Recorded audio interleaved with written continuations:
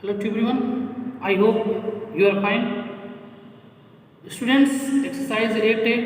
अब exercise 8A में हम लोगों ने 1 से लेकर के पार्ट 1 में हम लोगों ने 1 से लेकर के और 16 तक हम लोगों ने कंप्लीट सोल्यूशन कर लिया है। 17 आज जो हम सोल्यूशन करेंगे वह 17 होगा। हाँ, मैंने आपको बताया कल संडे है, कल टेस्ट हो सकता है 10 बजे से, जो मोस्ट इम्पॉर्टेंट है।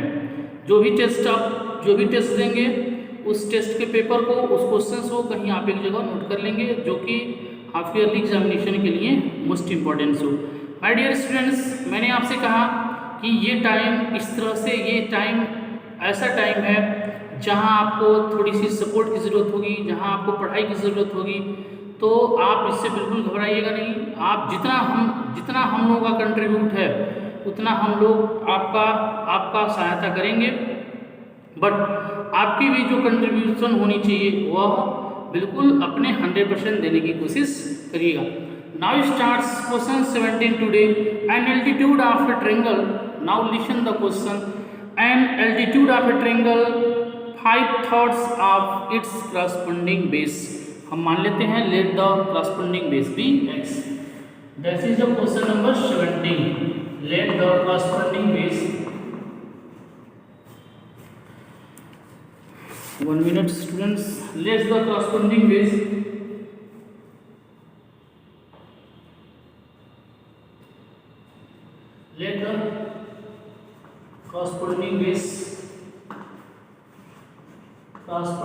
को हमने क्या मान लिया, x मान लिया। let the corresponding base be x।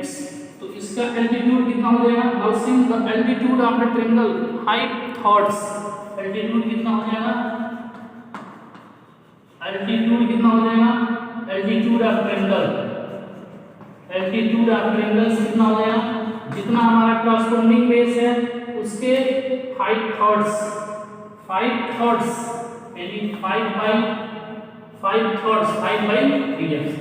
हमारे पास करस्पॉन्डिंग बेस है, हमारे पास करस्पॉन्डिंग एल्टीट्यूड है। एरिया कितना हो जाएगा? एरिया ऑफ ट्रायंगल जानते हैं, we know that area of triangle is equal to क्या होता है? 1/2 बेस इनटू एल्टीट्यूड, जो हम लोगों ने क्लास 7 में पढ़ा था। Area of triangle equal to 1/2 base into altitude. Now 1/2 base means x into altitude means 5/3x। Multiply कर देंगे तो हो जाएगा 5/3 × 6x²। ये हमारा हो गया एरिया। आगे देखिए क्वेश्चंस कह रहे हैं कि if the altitude increased by 4 centimetre, यदि एल्टीट्यूड को इंक्रीज कर दिया जाए 4 सेंटीमीटर को, तो पहले एल्टीट्यूड हमारा 5/3x था, तो जब इंक्रीज किया जाएगा न्यू एल्टीट्यूड इंक्रीज, लिखिएगा इफ एल्टीट्यूड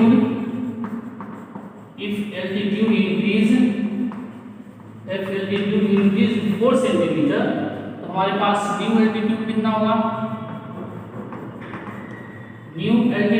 हो जाएगा? पहले 5/3 था, 5/3x, और इसमें 4 इंक्रीज कर दिया गया है। कितना हो जाएगा? 5/3 तो पहले था, 4 इंक्रीज कर दिया गया है। तो एलसीएम ले लीजिए, 5x + 3 4 12/3। ये हमारा न्यू एल्टीट्यूड हो गया। फिर आगे कह रहे हैं कि and base decreased bye 2 centimetre, base increased by 2 centimetre. ये जो है इस एरिया को हम वन साइड लिख देते हैं 5/6x²। इस एरिया को आप हमेशा याद रखिएगा, ठीक है? एरिया को हमेशा याद रखिएगा। हम ऊपर से थोड़ा सा रेस कर रहे हैं, हम एल्टीट्यूड हमारा 4 सेंटीमीटर इंक्रीज कर रहा है and base decreased bye 2 centimetre, and base decreased bye 2 centimetre. जब 2 सेंटीमीटर बेस को जब बेस को 2 सेंटीमीटर डिक्रीज कर दिया जाता है तो न्यू बेस कितना हो जाएगा? न्यू बेस पहले हमारा बेस x था, और उसमें 2 सेंटीमीटर डिक्रीज कर दिया गया। हमने शुरू में बेस को, करस्पॉन्डिंग बेस को x माना था, फिर दूसरे कंडीशन में बेस को जो है वो 2 सेंटीमीटर जो है डिक्रीज कर दिया था। हमारे पास न्यू बेस मिला, न्यू एल्टीट्यूड मिला, तो न्यू हाइट, न्यू एरिया कितना होगा, new area of triangle, new area of triangle 1/2 same base into altitude, base into altitude, तो 1/2 बेस हमारा न्यू बेस, बेस मतलब new base, x - 2 into altitude हमारा कितना है 5x, 5x + 12 अपान कितना हो जाएगा 3। ये हमारा जो है न्यू हमारा बेस ये है और न्यू एल्टीट्यूड हमारा ये है।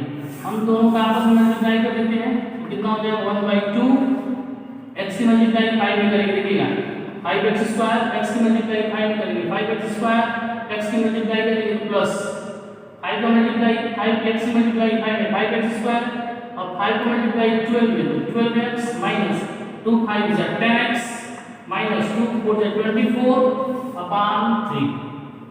Now listen my dear students, what I do, मैंने क्या कर दिया, न्यू बेस हमारा ये है, न्यू एल्टीट्यूड ये है, मैंने क्या किया कि दो जब न्यू बेस मिला, न्यू एल्टीट्यूड मिली, तो हमारे पास न्यू एरिया भी तो होगी, तो हमने क्या किया x की मल्टीप्लाई 5 में किया तो 5x² हो गया, फिर इस x की मल्टीप्लाई 12 में किया तो 12x हो गया, -2 का मल्टीप्लाई 5 में -10x, ये 1/ कितना हो जाएगा 1/ देखिए 1/2 3 या 6 1/6 हो गया। अब यहाँ हो जाएगा 5x² प्लस 12 में से 10 घटा दीजिए तो 2x minus 24। Now it is given that according to question decrease by 2 cm the area of the triangles remaining the same। मतलब जैसे ही हम न्यू एरिया निकालते हैं अकॉर्डिंग टू क्वेश्चन में दोनों का एरिया क्या हो जाता है सेम। रिलेट कर रहे हैं according to question, now see according to question both area are same। जब both area are same होगा तो पहला एरिया हमने क्या निकाला था 5/6x² हमने निकाला था और इसका हमने ये हमारा हो जाएगा 5x² + 2x - 24 अपान कितना हो जाएगा 6। हमने आपको बताया था कि बीच में इक्वल टू का साइन हो। नाउ लिसन मोस्ट इंपोर्टेंट है, बीच में इक्वल टू का साइन हो तो न्यूमिनेटर से न्यूमिनेटर और डिनोमिनेटर से डिनोमिनेटर कट कर सकता है। 6 से 6 कैंसिल हो गया, हमारे पास क्या बच गया 5x² = 5x² + 2x - 24। 5x² को इधर ट्रांसफर कर दीजिए, 24 को उधर कर दीजिए, देखिए 5x² + 2x प्लस ये इधर आएगा तो -5x² = 24। मैंने क्या किया इसको इधर भेज दिया, इसको इधर बुला लिया, ठीक है। और देखिएगा 5x² से 5x² कैंसिल हो गया, 2x = 24 देन x = 24/2। 2 से कट कर देंगे तो क्या हो जाएगा 12, 2 से कट करेंगे तो क्या हो जाएगा 12, जब 2 से कट करेंगे तो हमारा क्या हो जाएगा 12। तो हमारे पास अब x हमने किसको माना था, x हमने किसको माना था, x हमारा बेस था, इरेज कर रहा हूं थोड़ा सा देखिएगा, x मतलब बेस, बेस हमारा क्या हो जाएगा corresponding base, hence the corresponding base हमारा क्या होगा, corresponding base हमारा क्या हो जाएगा 12 हो जाएगा, 12 सेंटीमीटर 12 आया। और इसकी एल्टीट्यूड कितना हो जाएगा, एल्टीट्यूड हमने क्या माना था 5/3 5/3x माना था, तो 5/3 इनटू रिप्लेस ऑफ x के जगह पे क्या लिखेंगे 12, रिप्लेस ऑफ x की जगह पे 3 × 3 3 × 4 12 कितना हो जाएगा 20 सेंटीमीटर। ये हमारा क्या हो जाएगा आंसर हो जाएगा। Now next question number 18, question number 18 देखिए। Now see into question number 18, now see to question number 18. Question number 18 is, now see correct two angles of a triangle, two angles of a triangle are in the ratio 4:5, two angles of a triangle are in the ratio 4:5. If the sum of these angles is equal to the third angles, find the angle of the triangle। now we know that, first of all we know that, now listen, we know that the sum of the sum of all angles of a triangle कितने degree का होता है? Sum angle of a triangle is 180 degree. We know that the sum of angle of a triangle is 180 degree.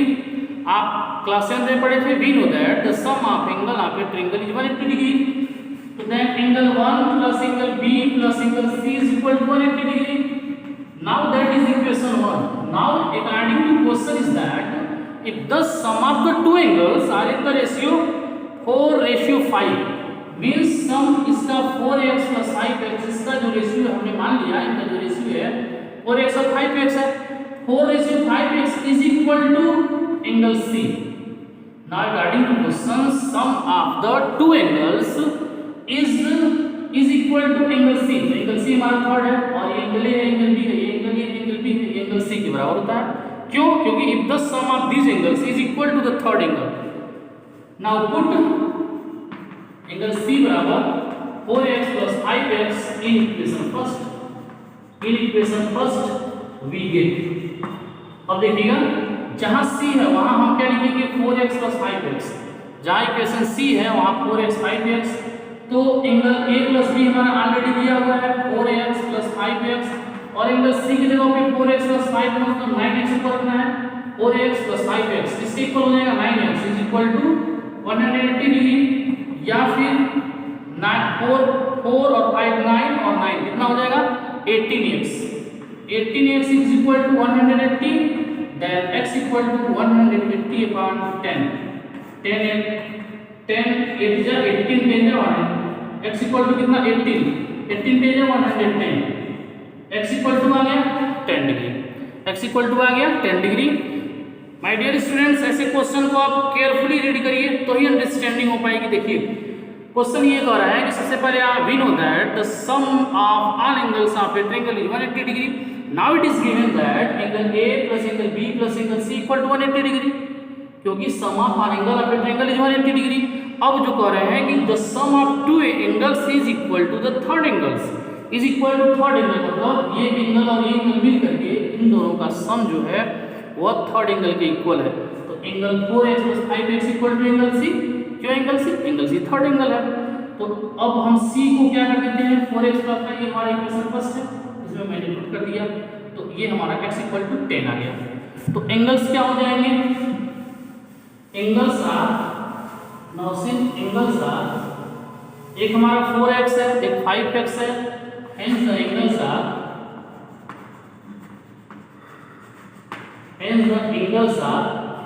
क्या है हमारा? 4x है, तो 4 into 10 कितना हो जाएगा? 40 डिग्री। एक हमारा क्या है? 5x है, तो 5 into कितना हो जाएगा? 10 कितना हो जाएगा? 50 डिग्री। ये फर्स्ट एंगल था, ये सेकंड एंगल था।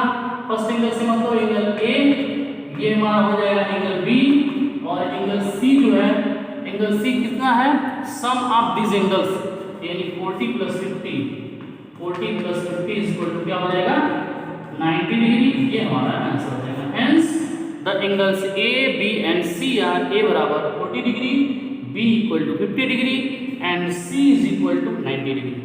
Now let's start question 19। Question 19 is most important है। क्वेश्चन 19 बहुत इंपोर्टेंट है। 19, 18 और 19 both are most important. Now see a steamer goes to downstream. एक होता है डाउन स्ट्रीम और एक होता है अप स्ट्रीम। आप नदी देखे हैं, नदी जो होते हैं जिधर पानी बहता है, जिधर पानी का बहाव होता है, तो जिधर पानी का बहाव होता है उन्हें हम लोग बोलते हैं डाउन स्ट्रीम।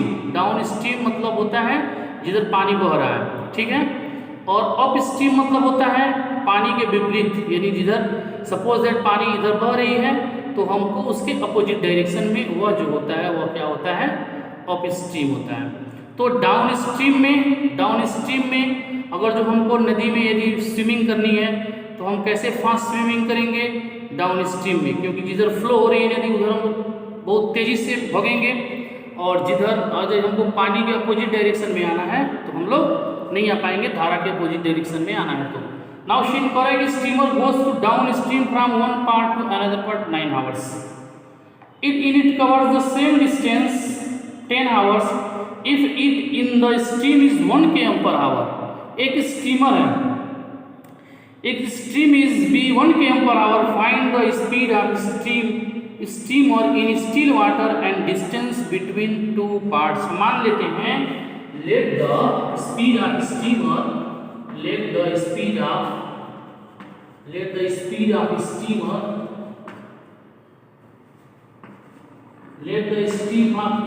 भी क्या मान लो steamer let the speed of steamer in still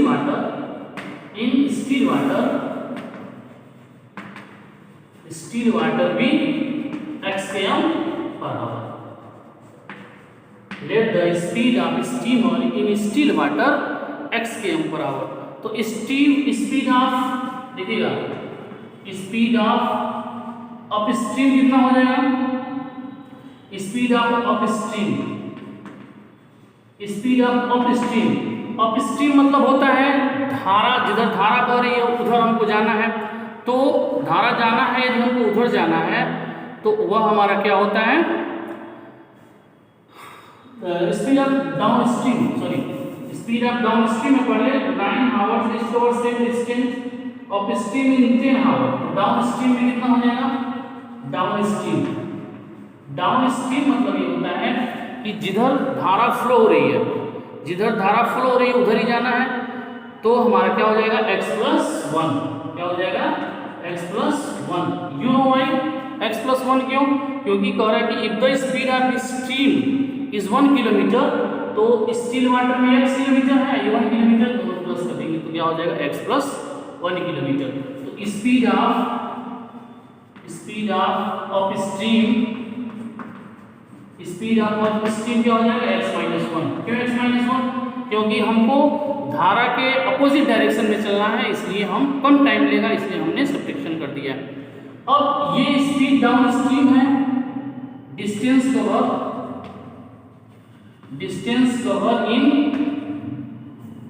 cover in कौन डाउनस्ट्रीम में 9 आवर्स में करते हैं, डिस्टेंस कवर इन 9 आवर्स। तो 1 घंटे में कितने किलोमीटर, तो 9 आवर्स में 9x+1, 9 in bracket x+1। Downstream में है, अपस्ट्रीम में कितना हो जाएगा डिस्टेंस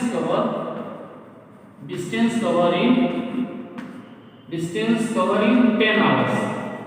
10 आवर्स किसमें हमको डिस्टेंस कवर करना है, अपस्ट्रीम में 10 आवर्स डिस्टेंस कवर करेंगे तो 10 in bracket x-1। Now according to question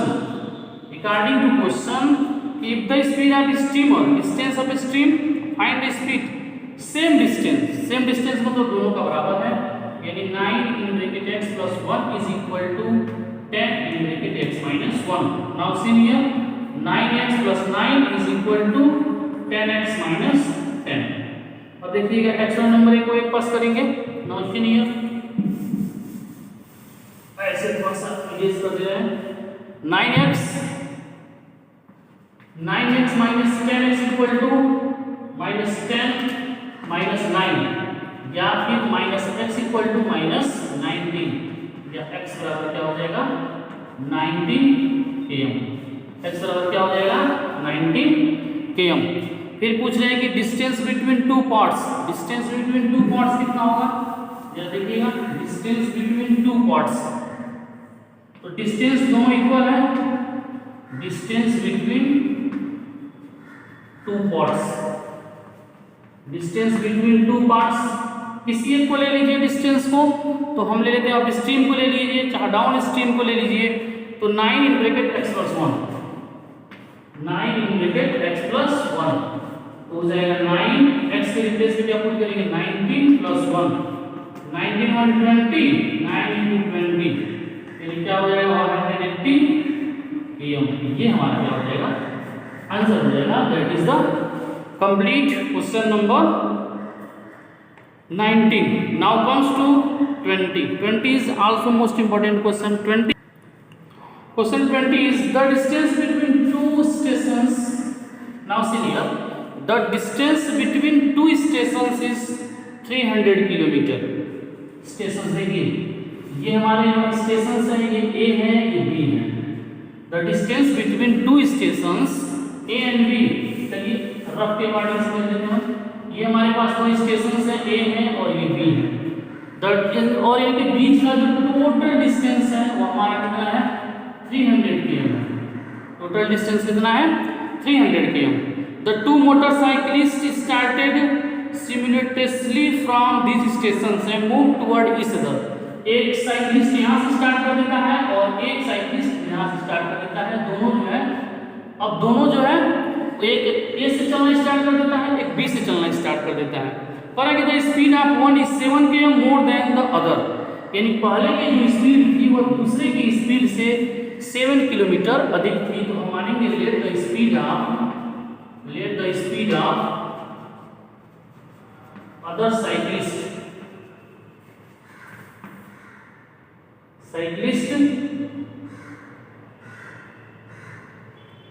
दो साइकिलिस्ट हैं 7 km more than to each cyclist. कितना हो जाएगा x किलोमीटर। हम मान लेते हैं let the other cyclist speed x kilometre. तो स्पीड ऑफ वन साइकिलिस्ट कितना हो जाएगा x + 7 km x km मानते हैं, इसको x + 7 मानते हैं। क्यों? क्योंकि कह रहे हैं कि दो साइकिलिस्ट जो हैं एक a से चलना स्टार्ट कर देता है, एक b से चलना स्टार्ट कर देता है। फिर if the speed of one cyclist, यानी पहले साइकिलिस्ट को जो स्पीड थी वह दूसरे साइकिलिस्ट की स्पीड से 7 किलोमीटर अधिक था। If the 7 kilometre if the distance between 2 hours if the distance between them after 2 hours started is 34 kilometre.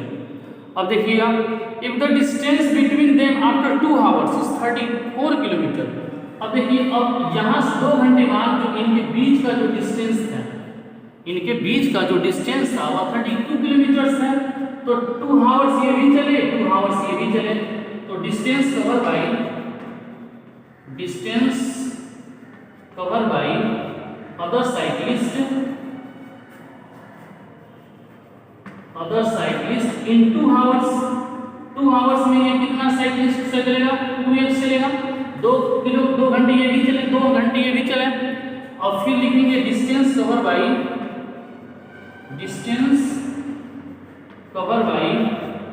One cyclist in 2 hours. 2 hours में ये कितना साइकिलिस्ट चलेगा तो 2 in bracket x + 7।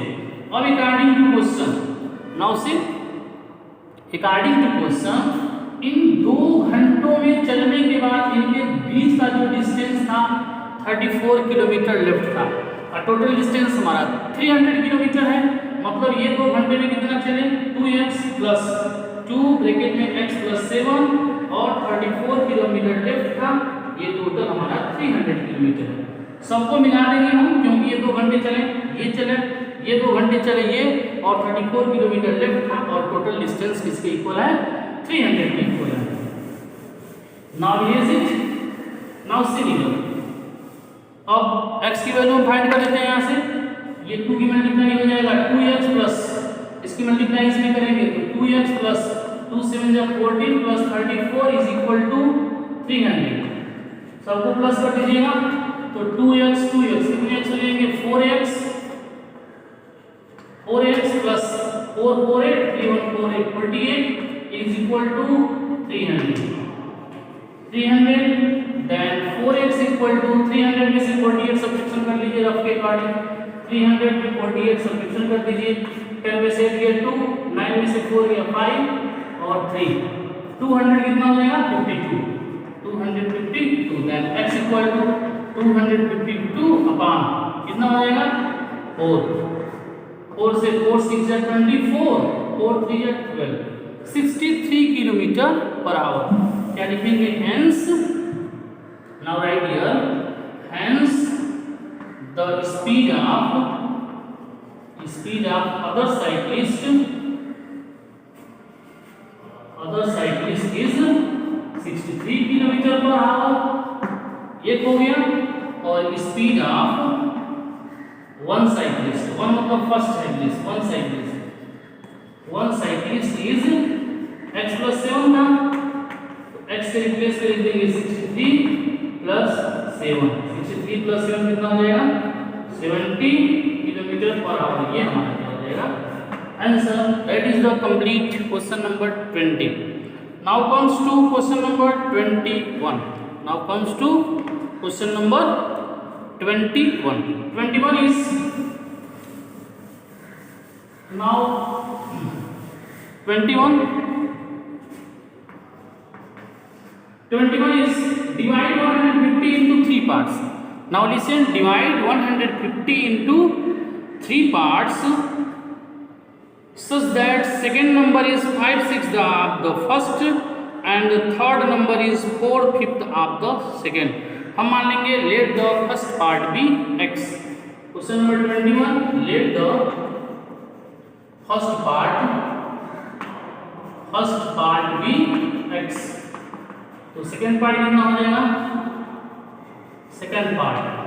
Now listen, second part कितना हो जाएगा second part is 5/6 of the first, तो 5 by क्या हो जाएगा 6x। थर्ड पार्ट कितना हो जाएगा third part is, now listen, and first part and the third part is 4/5 of the second, third part is 4/5 of second, 5/6x। Third part जो है देखिए, third part is 4/5 of the second part। Okay, now 4/5 into 5 upon 6x, 5 से 5 cancel, 2 2 जा 4, 2 3 जा 6, कितना हो जाएगा 2x/3। अब अकॉर्डिंग टू क्वेश्चन क्या कर रहा है, according to question total money कितने हैं 150, मतलब फर्स्ट पार्ट x है, सेकेंड पार्ट हमारा 5/6x है, थर्ड पार्ट हमने निकाल लिया 2x/3। ये टोटल किसके इक्वल है 150 के इक्वल है, क्या कुछ नहीं है तो 1 है। एलसीएम सब पहले लेंगे तो एलसीएम 6 आ जाएगा, एलसीएम सब पहले लेंगे तो कितना हो जाएगा 6, 1 6 जा 6, 6x प्लस 6 1 जा 6, 5x प्लस 3 2 जा 6, 3 2 2 जा 4x equal to 150। Now see here 4 6 6 5 11 और 4, 15x is equal to 15x upon 6 is equal to कितना हो जाएगा 150, यहाँ कुछ नहीं है तो 1। अब यहाँ से हम इसे क्या करेंगे BCM बाई क्रॉस मल्टीप्लिकेशन कर दीजिए। BCM what you don't write BCM, आपको पता है हम BCM लिखते हैं लेकिन आपको बाई क्रॉस मल्टीप्लिकेशन नहीं लिखना है। तो अब हो जाएगा 15x equal to 150 into 6, then x equal to 150 into 6/15, 10 x बराबर क्या हो जाएगा 60। x मतलब हो जाएगा फर्स्ट पार्ट हमारा क्या है 16, इसको इरेज कर रहा हूं। फर्स्ट पार्ट हमारा क्या हो जाएगा निकाल लीजिए। फर्स्ट पार्ट हमारा 60 हो जाएगा। सेकेंड पार्ट क्या हो जाएगा, सेकेंड पार्ट को हमें क्या माना है 5/6x माना है, 5/6 into x की जगह पे 60, 10 कितना हो जाएगा 50। ऐसे ही जो है थर्ड पार्ट इरेज हो गया है। थर्ड पार्ट जो था, थर्ड पार्ट 2x/3 था शायद, आप उसको निकाल लीजिएगा। Now that is the complete question number 21। Now let's start question number 22। Start. 22 is divide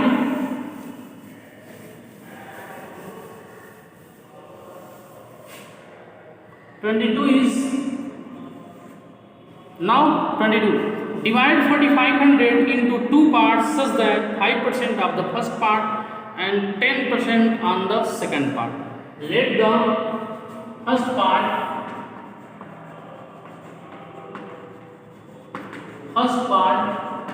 bx, second part कितना हो जाएगा, सेकेंड पार्ट हमारा कितना हो जाएगा 4500 माइनस x। क्यों, क्योंकि टोटल हमको 4500 में ही डिवाइड करना है, तो फर्स्ट पार्ट x हो जाएगा, सेकेंड पार्ट 4500 माइनस x हो जाएगा। Now it is given that according to question 5% of the first part, 5% of the first part is equal to 10% of the second part. 10% of 4500 minus x. Now see here, जहाँ percentage और percentage means 100, percentage means क्या होता है 100, तो हो जाएगा 5/100 into x is equal to 10/100 equal to 4500 minus x. 100 से 100 क्या हो जाएगा, कैंसिल हो जाएगा. नाउ सी हियर क्या बच गया हमारा 5x इक्वल टू 10 की मल्टीप्लाई इसमें करेंगे तो 4500 minus 10x. Now see here 5x 10x को जब ट्रांसफर करेंगे तो 10x is equal to 45,000. Then 10 और 5 15x इज इक्वल टू 45,000. या फिर x इज इक्वल टू, ऊपर सीरीज कर रहे हैं आप, इसको वीडियो पॉज करके नोट कर लीजिएगा. Now see x equal to 4500 upon 10. 15 3 या 45 3 आ गया 1 2 3 0 3 0 चलेगा 30 तो हो जाएगा 3000. ये हमारा हो गया फर्स्ट पार्ट हो गया 3000. हेंस द फर्स्ट पार्ट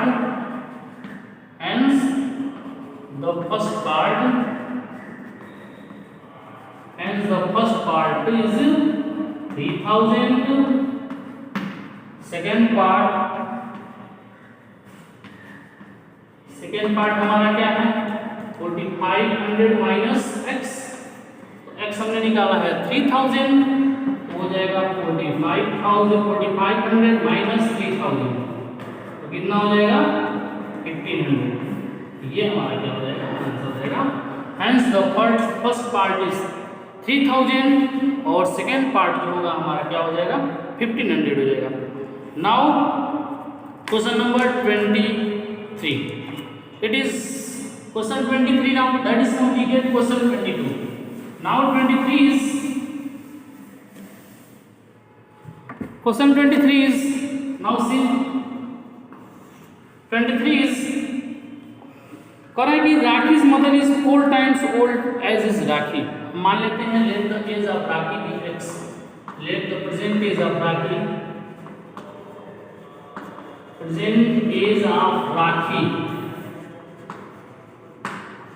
भी x.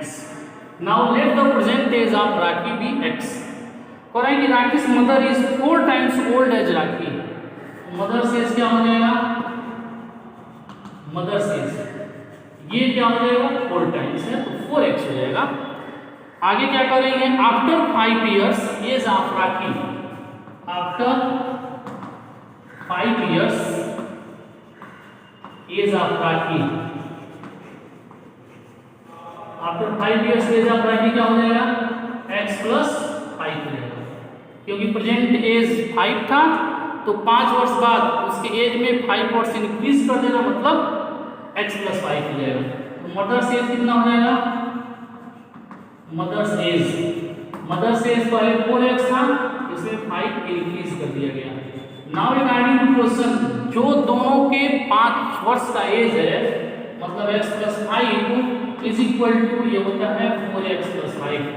Now see after 5 years the mother will be 3 times old as she in them. तो ये इसका 3 टाइम्स हो रही है.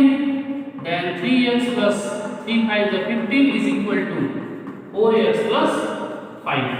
नाउ x का नंबर एक पास 3x minus 4x is equal to 5 minus 15. 5 minus 15 ऊपर सीरीज कर रहे हैं देखिएगा 5x minus 15 then minus x equal to minus 10 x बराबर क्या हो जाएगा 10. तो प्रेजेंट एज ऑफ जो है राखी हो जाएगा प्रेजेंट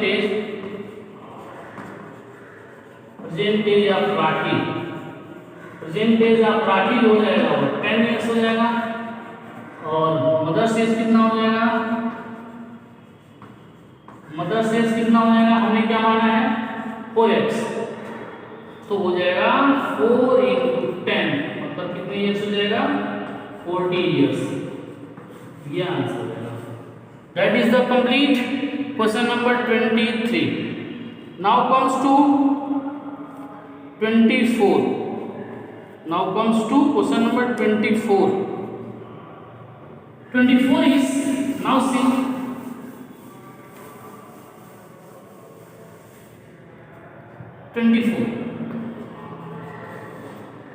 now see here, कह रहा है कि Monu's father is 26 year younger than Monu's grandfather. Monu's father is 26 year younger than Monu's grandfather and 29 year older than Monu. The sum of the ages of the three is 135 years. Find what is the ages of each of them. देखिएगा, Monu's father is 26 year younger than Monu's grandfather and Monu's grandfather is 29 year older than 29 year older than Monu's. तो हम मान लेते हैं let the age of Monu's father be x। Let the age of Monu's father age कितना हो जाएगा, father as को हम क्या मान लेते हैं x। Let the Monu's grandfather age x। Monu's father, Monu के फादर्स का एज, तो मोनूस ग्रैंडफादर एज कितना हो जाएगा, मोनूस ग्रैंडफादर एज कितना हो जाएगा, मोनूस grandfather is Nazim. Monu's age father is 26 year younger than Monu's grandfather, 29 year older than Monu's। मतलब अब ये हमारे हो जाएंगे, ये 26 year younger than Monu's grandfather, मतलब x प्लस 26। तो मोनूस एज कितना हो जाएगा,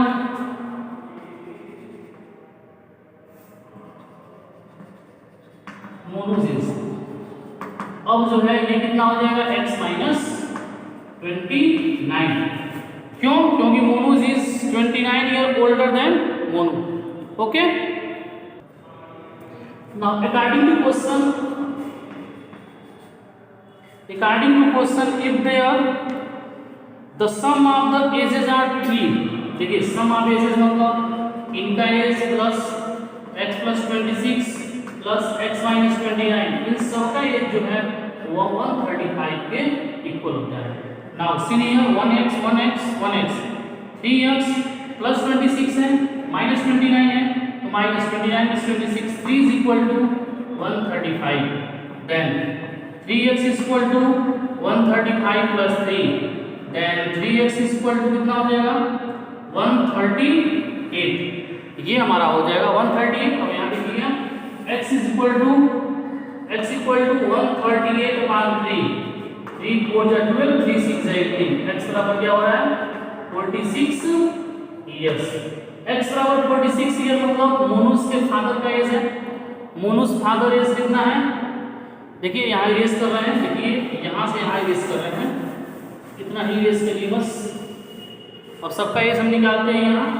देखिए मोनूस x हमारा 46 ईयर आया है, x 46 ईयर आया है, मतलब मोनूस फादर एज हमारा कितना हो जाएगा 46 ईयर्स हो जाएगा। ग्रैंडफादर एज कितना हो जाएगा, ग्रैंडफादर एज कितना हो जाएगा, x की जगह पे 46 प्लस 26, 6 6 12, 72 ईयर्स हो जाएगा।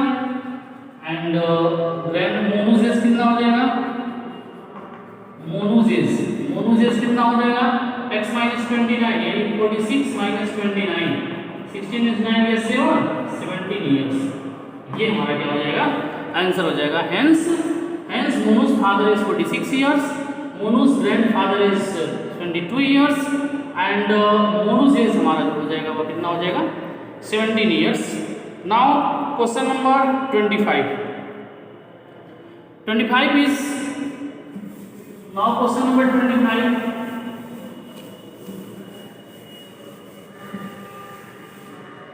Now same to question number 25 is correct. A man is 10 times older than his grandson. A man is 10 times older than his grandson. हम मानते हैं let the age of grandson be x. Okay? Let the age of grandson be x. Let the age of grandson be x. Age of man कितना हो जाएगा? As of man कितना हो जाएगा? 4x. क्यों?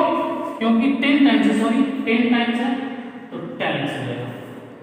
Correct. He is 54 year older than him, but he is 54 year older than him.